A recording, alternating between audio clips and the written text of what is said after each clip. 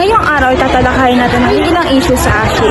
Kabilang na nito ang overpopulated classrooms, hindi pagsusot ang tamang uniforme at inequality. Tara, silipin natin.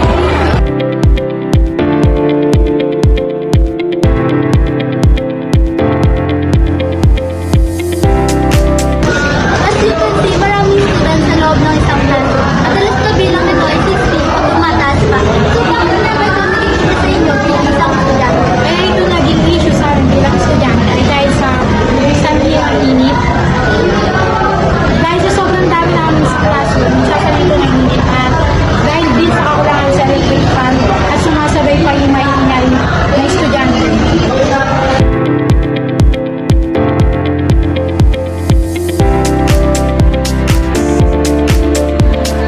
Marami pa rin mga students ang hindi sumusunod sa patakarang complete uniform. Madalas na meron pa rin makikitang mga naka-jeans, mga naka-civilian, o madalas na mga naka-itim. So bakit nga ba ito naging issue sa mga students sa tulad nito? Nagiging issue ito sa amin dahil madalas ay natututo ng aming klase sa loob ng paaralan at madalas ay napapansin ng mga guro ang aming mga kaklase na hindi nagsusuot ng ayos na uniform at mga nakasibilyan.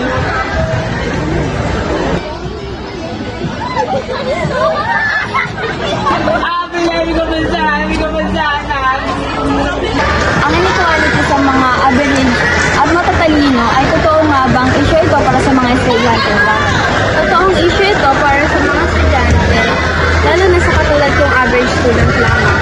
Madalas ay inihiwalay ang mga matatalino sa average student na para bang hindi kami belong dahil average lang kami. Madalas rin kami nabubuli dahil nga sa hindi matalino.